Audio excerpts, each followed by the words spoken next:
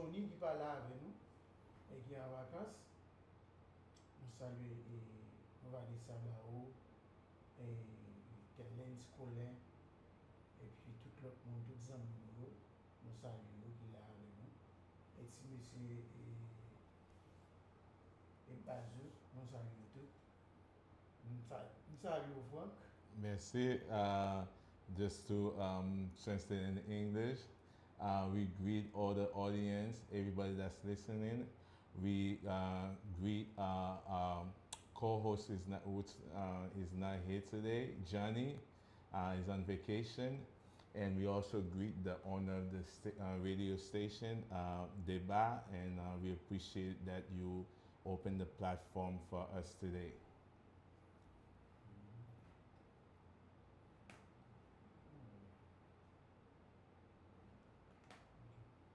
Ah, nous avons dit nous avons invité là ensemble avec nous. We have a guest today, Pablo Sinclair. Pablo Sinclair? Yes, that's his name. Mr. Sinclair. Yes. Good.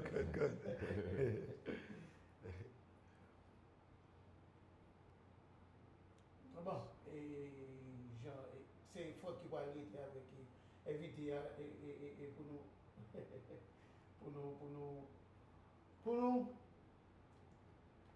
pour l'émission noire, Franck et microphone là.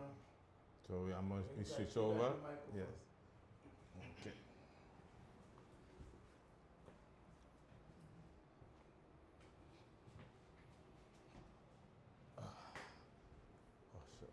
Oh, sure. Thank you.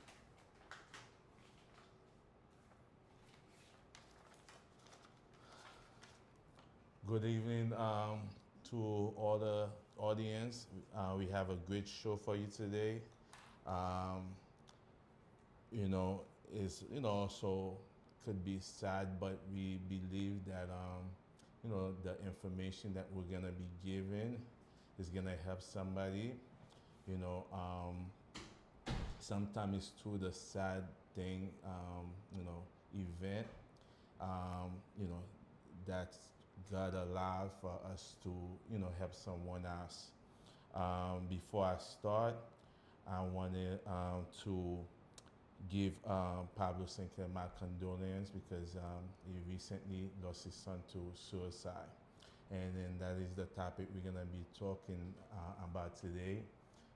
Now it become, that's become his ministry. I mean, to me, that's what I feel that is gonna be out there talking to people and really educating people about suicide, or even just sharing his pain that he's going through. Before we start, I just want him to just introduce himself and also, to tell us a little bit about his son. Hey, thank you very much for having me on your program and your platform. My name is Pablo Sinclair. I'm a husband, a father. I live in Westbury, New York, in Nassau County. And I'm a community organizer and a community leader within my community. My son Jaden, great kid, happy-go-lucky, no signs of any issues or mental distraint at all. It was just like a silent thing that happened that just creeped up unbeknown to any one of us because we didn't see it. He was 21 years old, in college, was a football star in high school, and just had a bright future ahead of him that we all thought and we all projected and we all saw. But it wasn't to be. It was if you believe in God, it was just God's way at this time to call him home. But we do want to make sure. I want to make sure that I'm able to share my journey with other parents to kind of look out for and have some telltale signs and just try to be there for their kid, even though I know we all are. But there's a silent. I call it a silent killer because it's very prevalent now for a lot of these young people to take their lives for whatever reason. But we just got to continue to just press on as parents and do the best that we can. Yeah, so again, I thank you, Pablo, for, if I may call you Pablo, you know, since I know the family, um, for, making the time to be a voice, for this thing that's happening, because, I believe that, sometimes there's things that happen to us in our life, and, where it wasn't God intent, but, God allowed it, for whatever reason, we don't know. But I think now it's like it become a ministry to you, for you to be a voice, so this doesn't happen to another family, you know.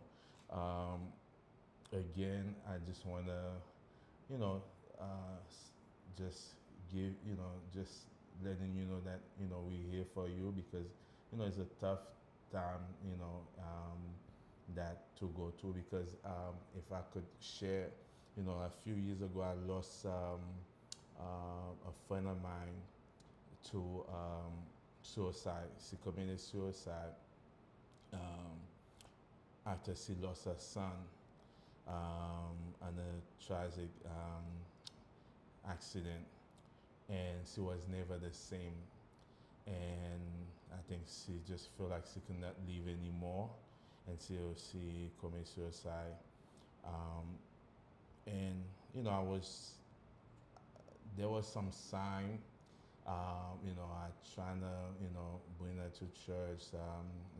Trying to seek help for her, and it just for me, I feel like I didn't do enough, or I feel like I could have done some more.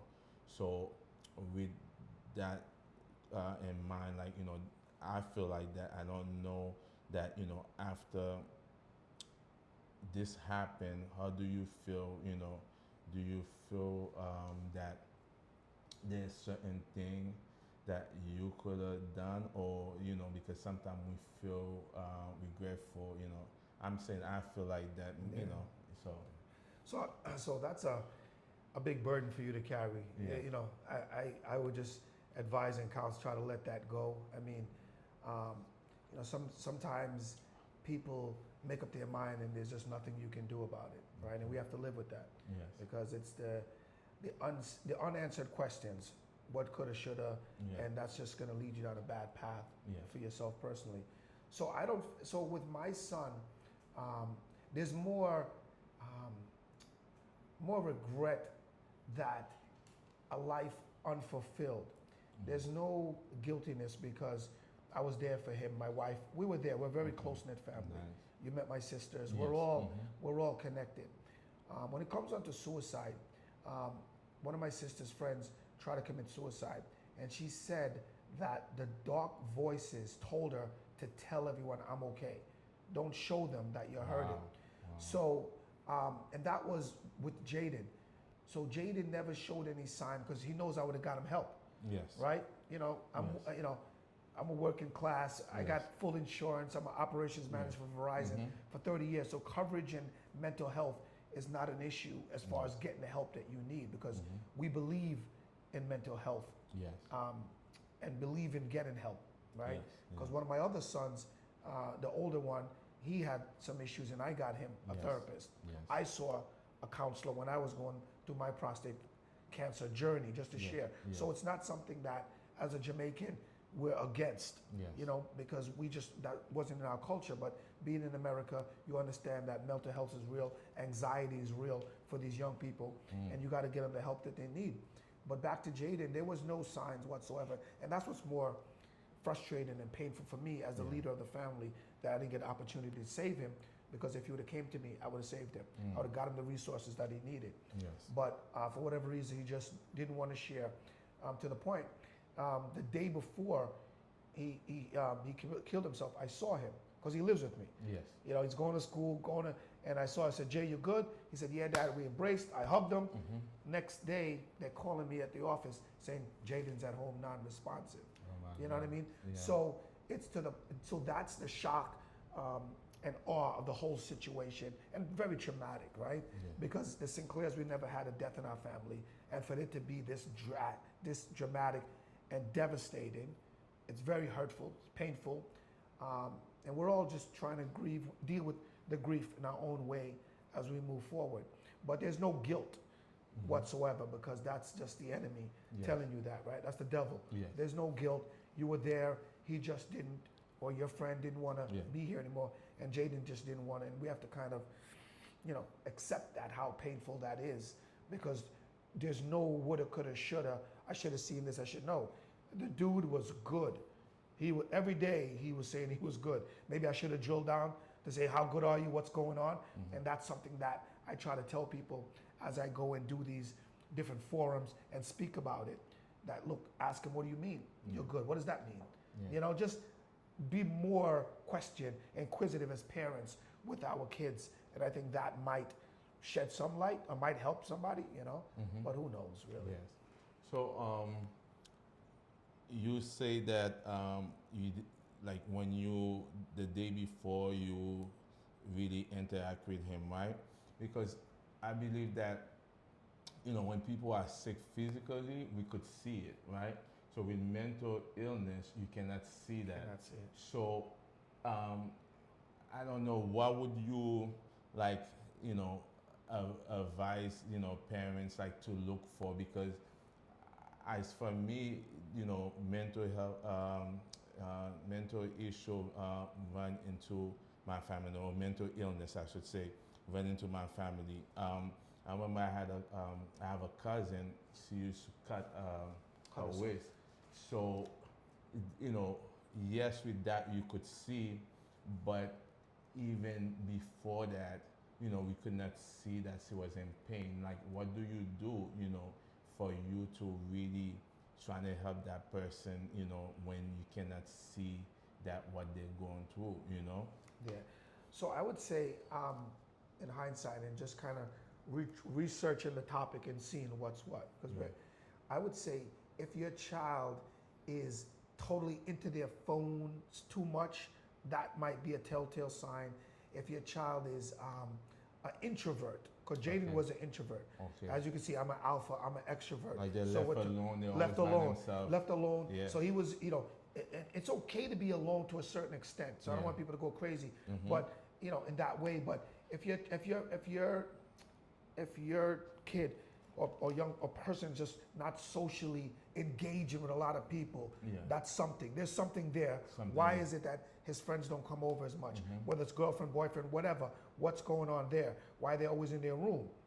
Because my son was quiet and Jaden was always to himself, and I kind of left him. His room wasn't painted black. You know what I'm saying? He didn't wear black clothing like you would see some of these Caucasians who would say, look, this guy shot up a school and he wore black all the time, or his room. No, Jaden's room was very bright. But he was just like, he was by himself. By himself in his room. He had a little girlfriend here and there, but not a lot of friends coming over like how we grew up as kids. Yes. We would play with a lot of kids. Yeah. These young, I call them new kids. Yes. It's so difficult to be a parent Yes. now. These new kids, they're different. Yeah. They want to be by themselves, Yeah. and you want to respect that as a parent. Yeah. You don't kind of want to overcrowd them, Yes. and they'll shut you out. But you want to kind of, peep in there a little bit and try to engage with them in conversations and try to be around, be around them a little bit more. But I think that's some of the signs where something might not be, totally 100%, because that's not a sign that somebody's going through something where they're by themselves all the time. But there's something there. As a parent, you need to kind of exhort yourself a little bit, push yourself on them a little bit more. What's going on? It could be down the friends, or some inquisitive questions, if you will. Yeah. But did he participate in family function you Yes. guys was having? Yes. So he did that. It just Yeah. he wasn't too social. No, he wasn't. Jaden wasn't too social. Yeah. He was, was quiet, but all family functions. He was a football star in high school. Okay. At Holy Trinity in Hicksville there. Okay. So it wasn't totally, like, oh man, Jaden's by himself. But now looking at it, he always spent a lot of time, and I kind of respected that, because as a parent with these young people, you don't want them to kind of ice you out and don't tell you anything. So you try to kinda be respect their their friend boundaries. too, and then at the Yeah, same you want time to try to be be, parents. yes. Okay. So it's more being a friend and giving them space and giving them time. But, that space, maybe that was where he was coming up with these, or he's having these thoughts Okay. when he had all this downtime to himself, if you will. You know. Was he a Christian? Did he believe in God? Did he go to church? Yes, he was baptized. He was He baptized, believed in okay. God. You know, so like I said, I tell people when we have a conversation, I don't know if God, he felt like God called him home. Okay. I'm not sure. I'm not sure, Yes. right? But I know that he was a Christian. He went to church every Sunday. If he wasn't there, he went online and he paid his dues and offerings and tithes and offerings. Okay. So he was a Christian, you know. Yes, And he was baptized recently when he was away in college in Kansas, and he came back home. Yeah. So he was spiritually inclined. Okay. You know, very much so. Yeah, we- Wore his cross on his neck, read his Bible. You know, it's Okay, just like I said, it's the most odd and difficult thing that my son is not here anymore. Yeah. And for me, it's for no good reason, right? Yeah. Because this kid was good. I never had an issue with this kid. Yeah. You know, I have 4 kids, but this guy was the guy. Was like it? Wow. never, Wow. you know, it was just, he's my A twin. good It was kid, just, yeah. it was shocking Yeah. when they called me. I said, I'm not coming home. What do you mean Jaden's not responsive? Like, I just saw Jaden. Yeah. Jaden was good. We hugged because I'm a hugger and we're very Yeah, close, yes, you know? Yes. And, yeah. but, you know, Yeah. it's just, But you know, I mentioned the church thing because sometimes you know kids are going to staff and they don't know how to deal with it. And I know me growing up, you know, the church has always helped me, even though I was, you know, always in the street, you know, hanging out, you know, was giving my parents a lot of trouble. But I really, you know, the church kind of turned me around. right. So my next question is: do you think was he bullied in school or in class or something, or did he did he have like a girlfriend and maybe he had like a heartbreak or something like that? Do you know? Yeah, so he wasn't, there was no bullying Okay. per se in school.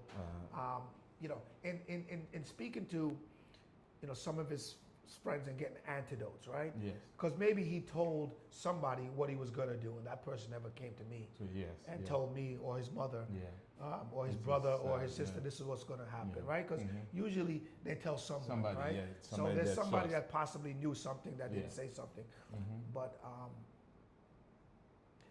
you know, there was a so speaking to his friends, my son wanted to make it to the NFL, Okay. and he was a tremendous football player in high school. But I never put any pressure on him in that way, right? None of us did as far as a family. Yes. So I never knew that he had you know, big aspirations in that way. Yes. Right. I okay. think my goal for him was just to try to get a scholarship to go to college for free. Yes, Right. yes. NFL is just 1%, but he really wanted to be an NFL football player, Wow. and I think that was weighing on him. Okay. That he didn't make it He didn't- as okay. far as he wanted to make it Make it, on his own, on his own. internal, Yes, self-internal, right? Okay. So, and I found that out later on, Mm-hmm. talking to some of his friends about Jaden really, and showed me some of the text messages that he really wanted to be in the yeah. NFL. And there was a young lady that he was with, and I think that didn't go well the way he wanted it to. Okay, So okay. that played on him. So I think it was a multitude of reasons. okay, It yeah. wasn't just one thing where we could say, Okay. aha, Yeah. that's the reason. Yeah. Because he never articulated that with me Yeah. or his mother. Yeah. And like I said, we talked about it a lot, but he decided, look, I'm not gonna say that or bring that up, Yeah. and just gonna internalize it, and hence that kind of led him down the path Yeah. that he did. But Yeah. there was no, like I said, there was no real telltale sign that was missed No, that no. we saw. We saw, And that's okay. the only, like I help a lot of people in my position, Yes. and I'm one of these givers in life. Yes. Like I'll give you the shirt off my back. And you ask anybody about Sinclair, whether it's Elmont here, where I grew up, or in Westbury, or in Jamaica, where I'm from. I take care of everyone. I've Everybody, helped yes. everyone. And my biggest regret is that my son needed help, and I was unable to help him because I didn't know. You didn't know. Yeah. You know, Yeah. It's so not- it's you know, it's just one of those things, Yeah, right? yeah. That I'm gonna have to live it for the rest of my Yeah, life. That I yeah. didn't know that my son was suffering so much that he decided to take his life, and he didn't come to me because I would have gave him some answers Yeah. and pointed him in the right direction, got him the help, counsel Yeah. that he needed. Yeah. You know, Yeah, but I think that, you know, I always say sometimes, you know, we so busy, like the same way you say you're a giver. I'm a giver, and I remember this pastor that used to minister to us that he was always giving. He always give to the youth, and then he lost his son, to the street. So, but sometimes it's not like we give to other people expecting that somebody else will come along to give to our kids, because some they won't even listen to us. Most of the Yes. time they will not come to us for help. Yeah. They will go to somebody outside.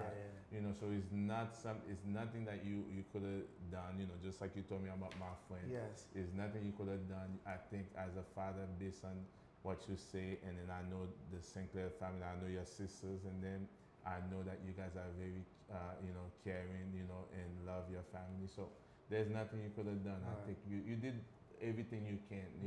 It was out of your hand. You know. But what would you say to, like let's say we have some young people listening to us right now. What would you tell them? Because like you mentioned that maybe part of it was bullying, like not bullying, like the fact he didn't feel like he didn't make it to the NFL, and he had a girlfriend that thing didn't work out well. What would you Yeah. tell to So- the young people? So I would say to the young people that you are important, you are valued, your family loves you. Point blank, full stop, right? Don't let the demon tell you you will not be missed, right? Because I know a lot of, not a lot, but I was speaking to my doctor, and she said that one of her patients over there in Garden City, their Yes. kid killed himself because they said the parents wouldn't miss them because Wow. there's other siblings. Oh, my So I God. would say, and I use that when I speak that, look, you are important. Your family is gonna be devastated if you decide to take your own life. You don't know how destroyed my family is right now. It's like a tinder box. We're trying to hold it together because we're tight, and this happened.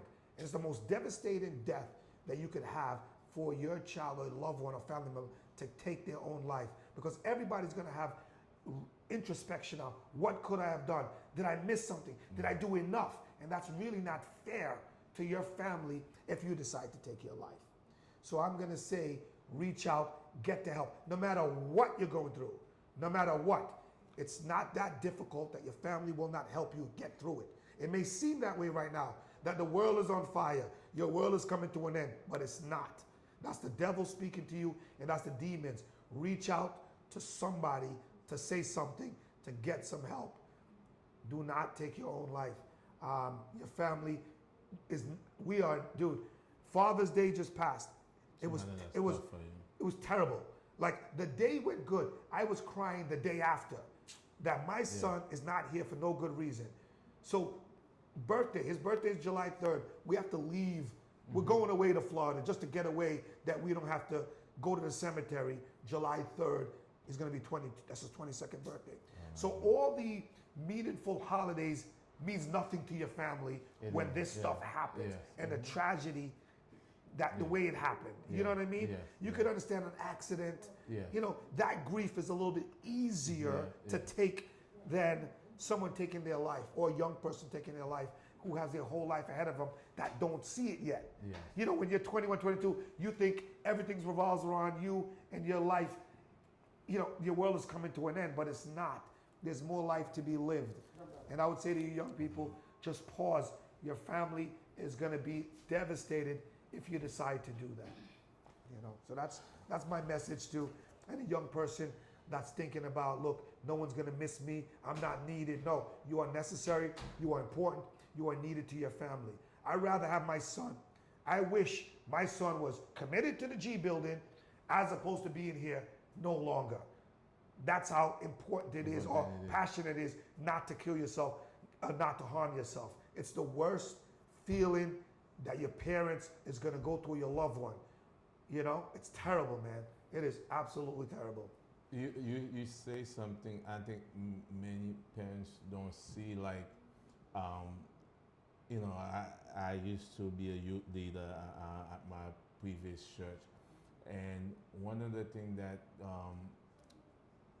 that many parents miss out is, like you mentioned it there, like the fact that like as growing up, we worry about bill, we worry about all these things. But as the young adult, we thinking like they don't have no problem, they don't have no issue, and like you say, sometimes they feel like the world is coming on top of them, and then they're going through so much, even though they don't have no bill to worry, they don't have no worry about the job, everything. So it's like the kids, they have their own world, right? They live in their own bubble. So what are some of the things that like you could tell parents, because the fact that we feel like, hey, they're just kids, they don't Yeah. have no issue. So it's the most challenging time. I'm 52 years old, and conversations with my mom and my dad, and we talk, and they say they're happy that they had us the times that they had, because we had issues growing up, but it was different. So with the advent of social media, that's an added pressure on these young people to try to be something. It's the pressure, the bullying that goes on with that, in that whole atmosphere, trying to be like the Kardashians, look in a certain way, act in a certain way.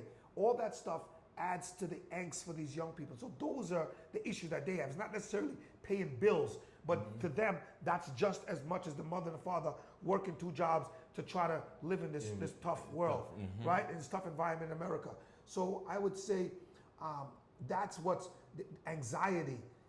That's a word that I've never heard of when I was growing up. Yes. I might have had it, but look, we were tougher. We were able to get through it. Yeah. It's a different generation of kids. And we as parents have to change our tactics and our strategies. What we learned in Haiti or Jamaica is not going to work with these people. And you have to change in order to save your kid and be there for them. And that's something that has to be learned.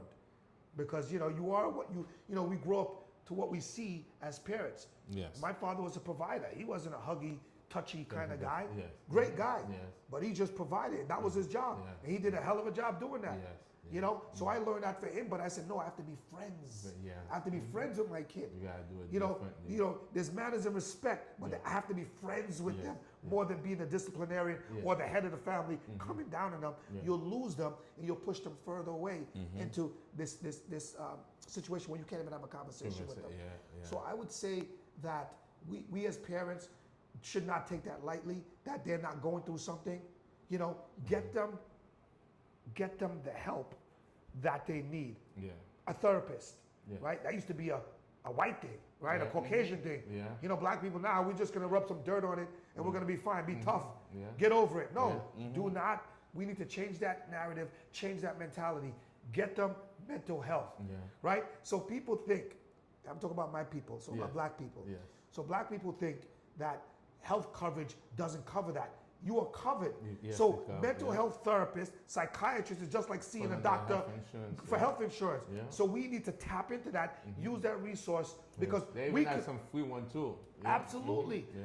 we could be the problem as parents, right? You don't know that because the kid's not going to tell you. Yeah. You're the adult. They're not going to say, "Mom, dad, you're the problem." But if they go to a therapist, the therapist can talk them through, give them coping mechanism, how to deal with your parents. You know what I mean? Yeah. Don't harm yourself, if you will. Yeah. So I think if you as a parent can't have a conversation with your young one, make sure they go and see a counselor, see a therapist. Dude, I am a big proponent of therapists. Look, I am an alpha male. I'm a stud. I had prostate cancer. Why me? You get all these thoughts. So I went to a great therapist and he told me, look, this is your new normal. So he put it in terms where, look, you're here for your family. I get it. But look, you're alive.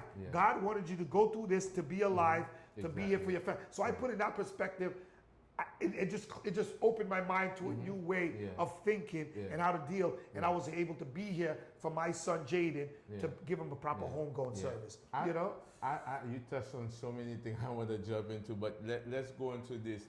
That as far as men, like sometimes, or as far as Caribbean people, one of the things, last time your sister was here and we was talking about it, and I say sometimes that cry if I'm going to something, and she says it's okay to cry, you know. Yes, yes, and, yes. And then too, I think we have to let our kids know it's okay to cry, Yes, even though they may let their feeling out. Yes, yes. Because I think holding everything in also Explodes. affect you. Absolutely. Explode, yes. Absolutely. It's like a, you know, like a soda bottle. Yeah. You know, when you shake it up. Yeah. And that's what happens when you hold it in. Yeah. It's okay to cry. It's okay to be emotional. Right? Yeah. Because we weren't raised that way. Exactly. I'm Jamaican, dude. Yes, We don't cry. Yes. You know, but I had to learn that it's okay to Exactly. let your hair down, if you will, cry Yes. if you have to. You know? Yes. And I told my sons, it's okay. I have 3 It's sons. okay. You know, it's okay to cry. It's okay to be emotional. You know?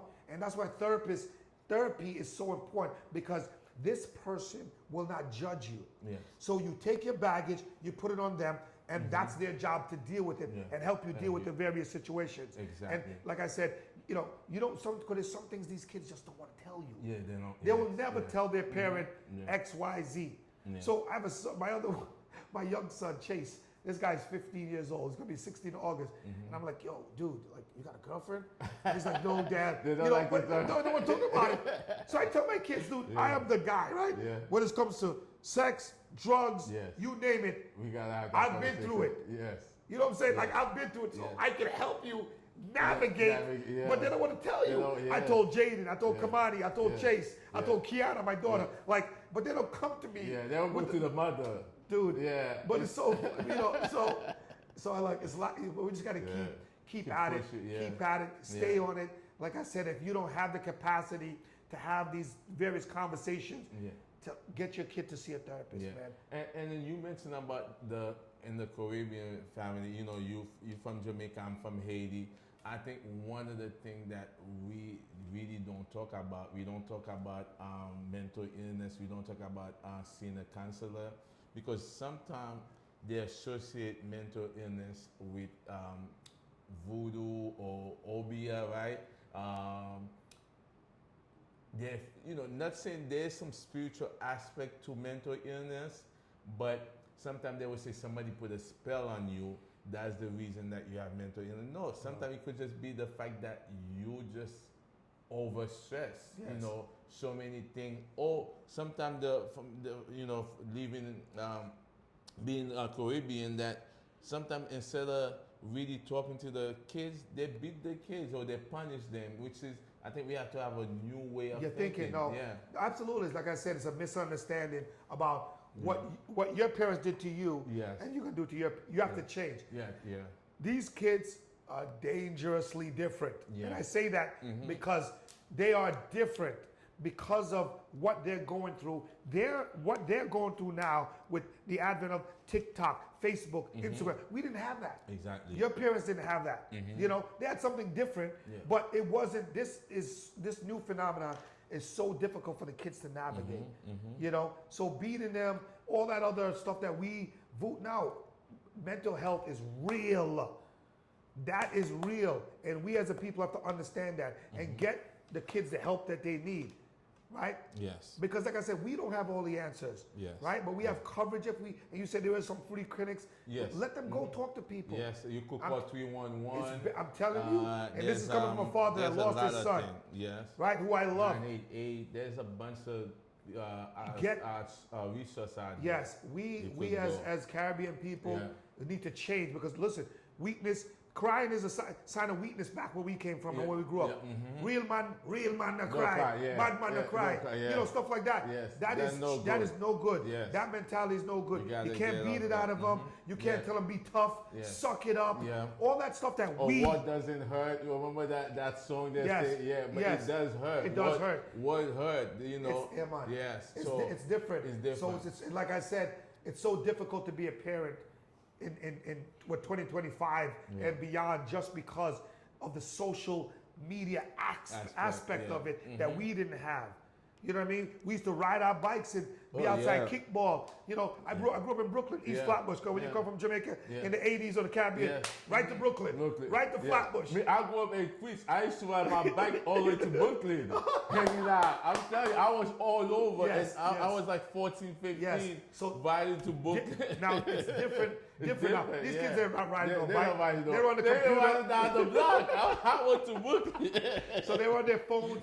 They're locked into the phone. Everybody has their phone in Yeah. their hand like it's part of your body, and it's different. Yeah. It is so different, and it's so difficult. But you know, we can't give up as parents. We got to keep trying. But there are resources as parents that we need to tap into to help us deal with Exactly. these new kids. Yeah. These new kids are not easy. They are They're no not joke. easy. They are dangerous. Yes, yes. And I say that from respectfully for what my son did because the kid was good. Good, yeah. Jay, you good? Yeah, Dad, I'm okay. Soft spoken, really Yeah, nice yeah. kid, man. Like I Kinda said, remind me of my son, yeah. no I have a sign. 18-year-old, Yeah, no same thing. sign, man. Always into his room, don't even hang out. And I'm like, damn, Nah, I you- wasn't like, I was giving my parents a lot of problem doing that age when I Yes. was 18, hanging Yes. out in the street. But I'm so happy for him, but I'm a little scared too because he just loved to be in his room. No, man. I'm you gonna tell know, you. yeah, Listen to me. yeah. I'm telling you, if you don't, if this program doesn't save somebody, Yes. we're gonna save your son. Yes.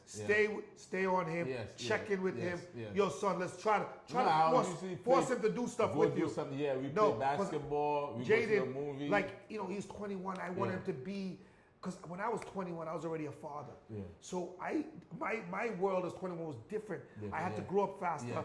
I had to do a lot, you know. So I respected that he's 21. Let him do his thing. Yeah. You know, do his thing. Yeah, But yeah. you need to do things with him if he Yeah. doesn't want to do anything at all. Yeah, Do yeah. not let him stay in that room. No, definitely. Try to- we try play to- video game. We Yes. go like you know we just go to the movie. Like I Good, always try. good. Even my daughter, you know, one of the things I'm glad you mentioned that. One of the things that I do when I come home, I make sure that both of them come down and spend some time with family time. Nice, Because nice. they stay in the room too much. Nice, I always nice. tell the mother, no, that's not good. Have them come to the living room.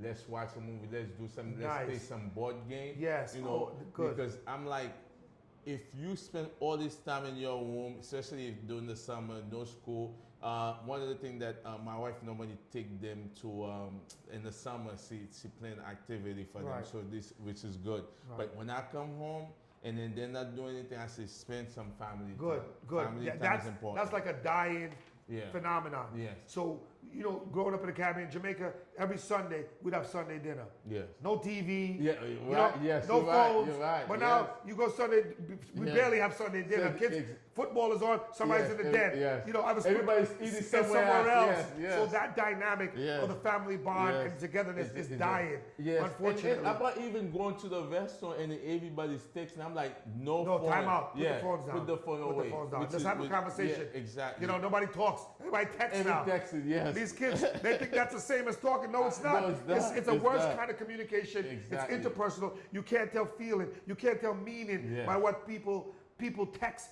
So many times it's misunderstood. Yes. So I mean, we really have to try so hard now to break down so many barriers to communicate with these kids and to connect.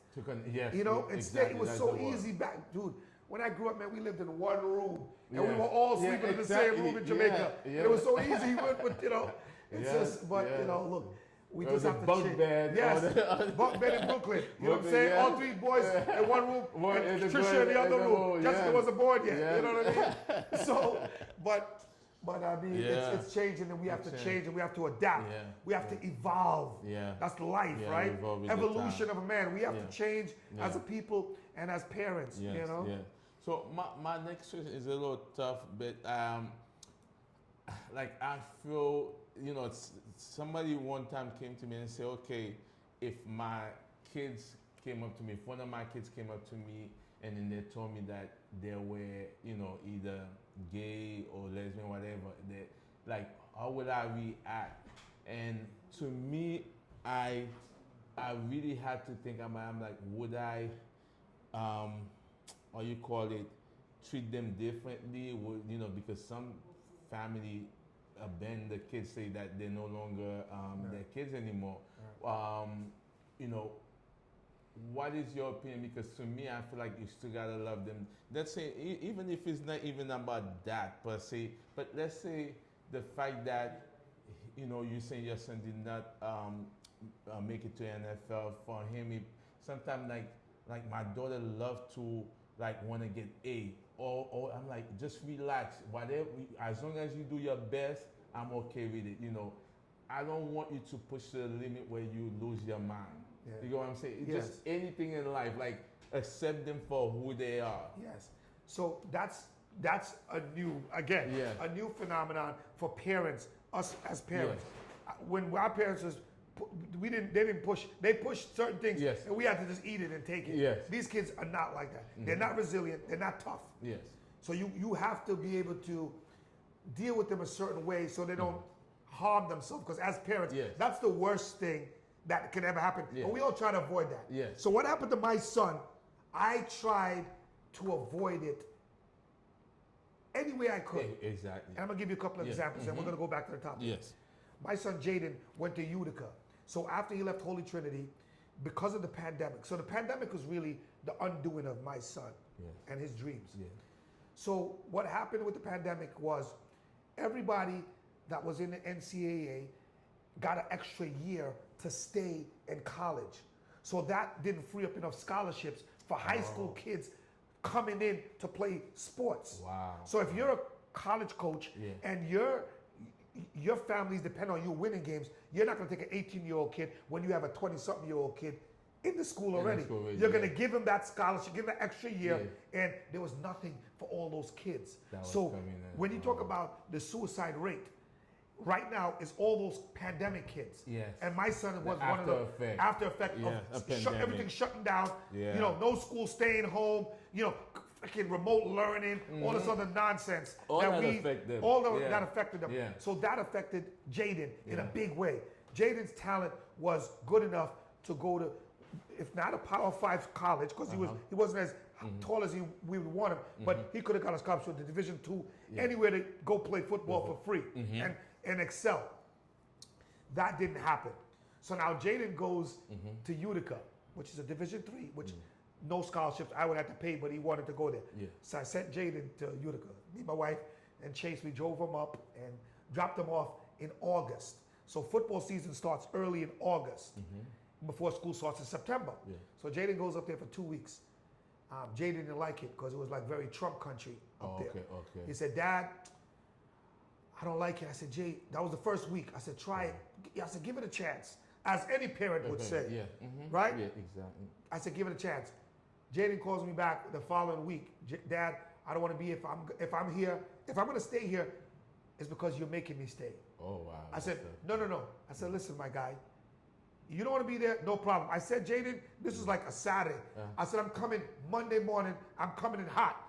Be on the curb with all your stuff. Wow, that's good. Me, my wife, and Chase, dude, I did like 100 because now you're worrying that the kid might harm himself because he's there. He doesn't want to be there. I said, yo, dude, pick them up. Yes. I knew a friend of mine was the coach at Nassau. And I called my friend and said, look, Jaden's coming back from Utica. Do you have a spot for him in Nassau? So Jaden went to Nassau Community College for 2 years and played football. Nice. That's how much I was afraid of him harming himself because that's the worst thing as a parent. Yes, Your kid goes to school and takes his own life. Yes. So boom. So Jaden goes to Utica and we bring him back. And now he goes to, so now he got a scholarship to go to Kansas. Nice. Goes to Kansas. He got hurt. He didn't really pan out. I said, Jaden, pack up your stuff. Give away your stuff. Because remember, he's away now. Oh, okay. You can't bring that furniture back to New York. Yes. I said, look, so he went to a homeless shelter and he gave away everything and came home with his bags. Yeah. So every opportunity that I got to save my son from what he did, I did. everything. Wow. Pack it up, Everything. bring it home. And that's why he took his life in the house because he was comfortable. He was home. Yes. And that was a good thing. He didn't take his life somewhere else. He did it in the comfort of his own home, in his bed, and he just went to sleep peacefully. You know what I mean? So to make a long story, so that's the greatest thing is that fair as a parent that your young people is going to take. So I'm telling the parents out there in your platform, that's the worst thing for your young person to take their life. So you need to do everything in your power you can. to prevent that from happening. Because that grief is unbearable. That grief will never go away till the day that God is ready for you. And so that's the burden that I'm living with my wife and everybody else in the Sinclair family right now that Jaden is not here for no good reason, right? Yeah. Jaden was good. Jaden had his own car. Jaden had a Lexus. I bought him a Lexus. Wow. Right? This kid didn't have to pay any bills. He worked. His money was his money. We are good. We are comfortable. I work hard to make sure that happens, because my father did, and you always want to go one generation better. Exactly. So I'm not sure if we help our kids when we do that, but that's what we as people, that's what we try to do. You know what I mean? Yeah. Because they don't have to struggle. Yeah. We struggle to struggle get where we are, yeah. and we understand what resiliency is, bounce back, tough times, make tough people. No, not these kids. These kids are different. They are soft. Yeah, And we have to understand that. I got a hoopty. I got a 1976. You Yeah, give him a Lexus. absolutely. I had a Chevy. My father like, come on. So, but but look, we have to. It's very dangerous for us not to accept our kids, even though it's not normal or natural for us. I'm Jamaican. We don't homosexuality in the sense we didn't grow up that way. We don't know that. It's a little bit more accepted now, but you have to accept your kids for who they are, even how tough and difficult it is. So I'm not making light of it. Yes. It'll be a tough pill for me to swallow as a parent to say that my son is gay or my daughter is gay, but you have to, because that's your child. Yes. You don't want to ostracize them. You don't want to kick them out the family. God forbid they don't kill themselves because my parent didn't accept that. You'd rather your kid be alive gay or then be dead. Yeah. I'm telling you, I'm telling the parents that right now. Yeah. This, no matter how difficult and uncomfortable it is for your people to be gay, It is. you'd rather them be here than you push them away and they go kill themselves, man. I'm telling you, that burden is unbearable for a parent. Yeah, you know? I think it's the unconditional love that you have for your kids, that, no matter what, like I say, not just with their sexuality, dealing with their sexuality, but also with accomplish certain thing, like not forcing, because some parents force their kids to be a doctor, a nurse. The worst thing you can do as a parent is put undue pressure on your kid. Nurse, doc. The NFL, when Jaden was about, I would say 13 or 14. We had a thing at the church, and he got up there and said he wanted to be a football player. Wow. This was at a young age. That's his dream. He wanted. That's what he wanted. Yes. So my job as a parent is to help him get there. Exactly. So no matter what the training was, just like I'm doing for my other son now, Chase, he's a football star. And he get all the top training from all the good trainers that I know. Wow. So I didn't push that.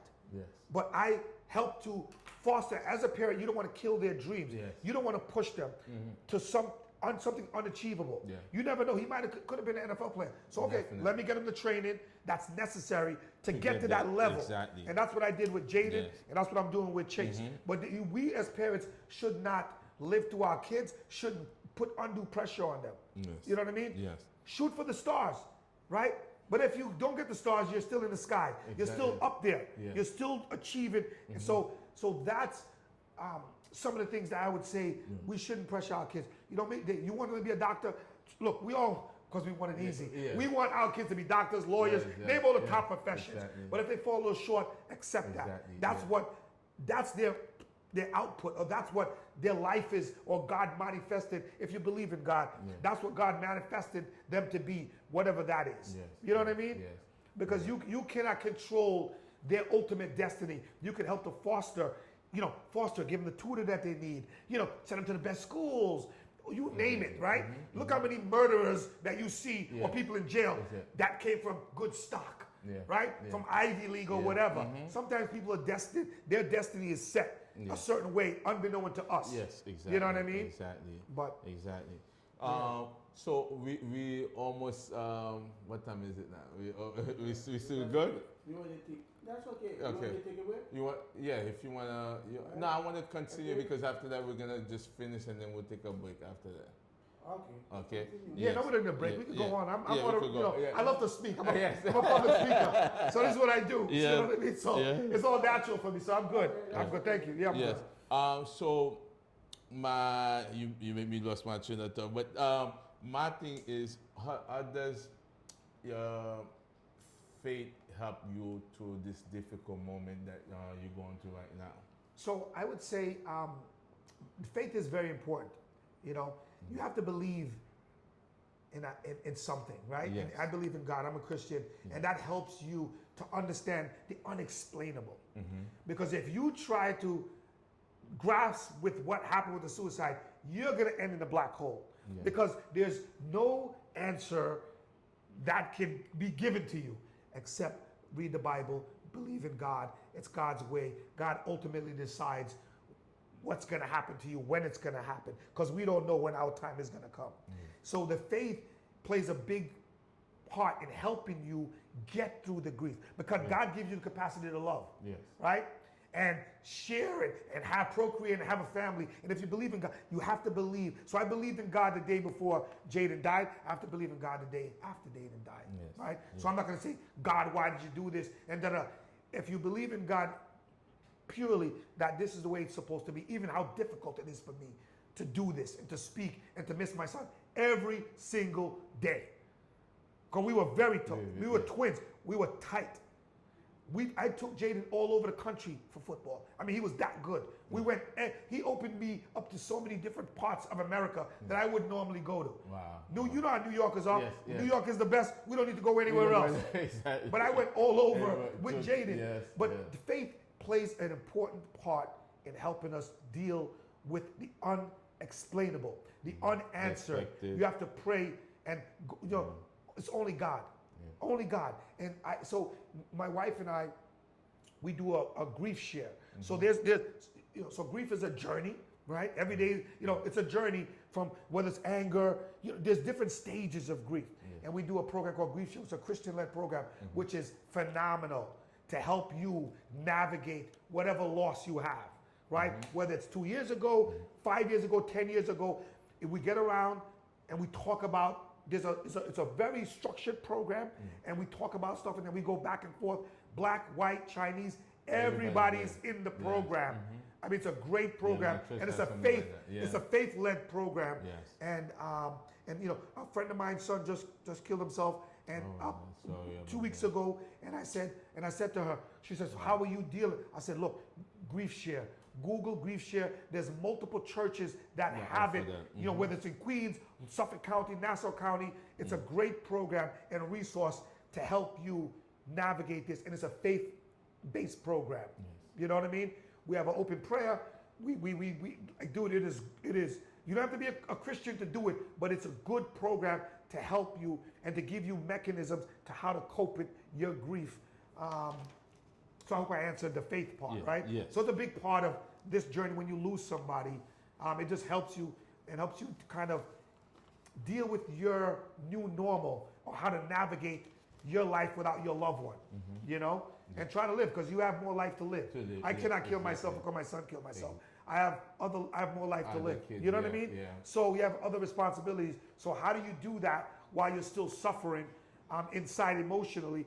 And it's only God. I have church every morning in my office. I work for Verizon. I'm an operations guy. I get to office 6 o'clock. I put on my YouTube and a gyro. I play everything, and I just get it. I don't cry, but I just get in a good spiritual mood every day, because I miss my son every single day. You know what I mean? It's okay to cry too. Oh, definitely. No, I told you, Father's Day, I was bawling like a baby, like, oh my God, what's going on? That's what your sister did. Let it out. Yes. So my last question is, do you believe now this is a ministry to you? So also, if you could give the people, some resource to go to after you answer that question, and then we'll close out. Yeah. So so we're all put on this earth for a reason, and I have a huge network of people, whether it's on social media or in my community, and just my day-to-day interaction. So I don't mind speaking about this at all. I'm not going to cower in a corner and just damn the world because my son killed himself. I want to make sure I share my experience with people, just to try to prevent it. Because I'm a strong person, but I do break down. I do cry, but I'm very strong to kind of hold it together and try to move forward and live whatever life I have left. Because we just don't know how much we do have, right? But I do want to let people know that, you know, I'm here. I'm here as a resource just to have a conversation. Any which way I can be helpful. I don't mind doing it. It is, God puts us through situations for a reason. He knew that I could handle this, even how difficult it is, and to share and to come on the platform like this without breaking down and having a conversation with people and sharing my experiences with this, no matter how difficult it is, because it's not easy. But you know, we have to help our people. And like I said, I'm a giver, so it comes natural to me to do this program, to talk about my grief, my son, what happened, how can we prevent it, you know, what can we do to move forward, you know, with grief and things of that nature. So there's all sorts of research, like I said, but the big thing is, I would want to leave with people is that, look, we don't have all the answers as parents. Mental health is real. It is an epidemic in America right now. Get the counseling, because you don't want something to happen and you don't do anything about it. Yes. You see in signs and you're oblivious to it, or you just know it'll get them the help, because God forbid something happens out of your control. You want to feel like I feel, at peace with the situation, because I did everything that I could do as a parent to prevent this from happening. You know what I mean? Yes. So there's no regrets. The worst thing you can do in life is live with regrets. You cannot move on. It's just going to weigh you down. You know, it's tough to live this life that we're living, especially nowadays, right? Yes. So you don't need any undue pressure on you. Just get the help. Use the resources. You know, we as parents don't have all the answers. We think we do, but we don't. We don't. You know, especially black folk. You know what I mean? Yeah. So, first of all, I just want to thank you, you know, for, you know, coming in and talking to the audience, because, you know, like you say, there's certain people that go through difficult moment in life, and they're either fall and really going to that mental stage where they just, you know, lose their mind, or even just grieving 24/7, never stop grieving. You know, there's a time for grieving. You have to grieve and then move on, you know, move forward, you know. And then there's other people like you that say, okay, yes, this thing happened, and I'm gonna grieve, and then after that, I'm gonna go and help someone else so they don't feel the pain that I'm feeling now.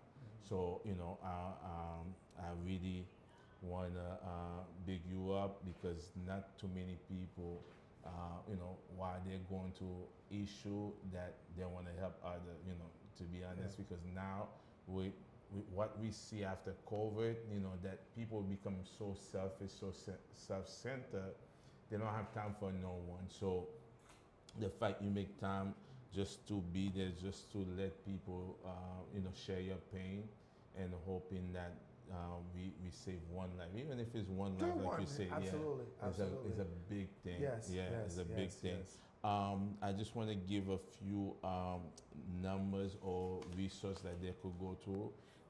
If they call, like if you call 311, if you live in New York, they will give you like a free hotline for mental illness. That you will have a free counselor that will help you. You know, like you said before too, if you have health insurance, that there are also mental illnesses cover under your health insurance, where you could get counseling. Also, there's another number, 988.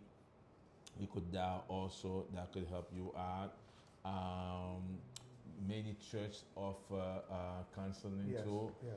And then you say they have grief counseling. Yes. I know my church have that also. They have the grief counseling, like they meet up.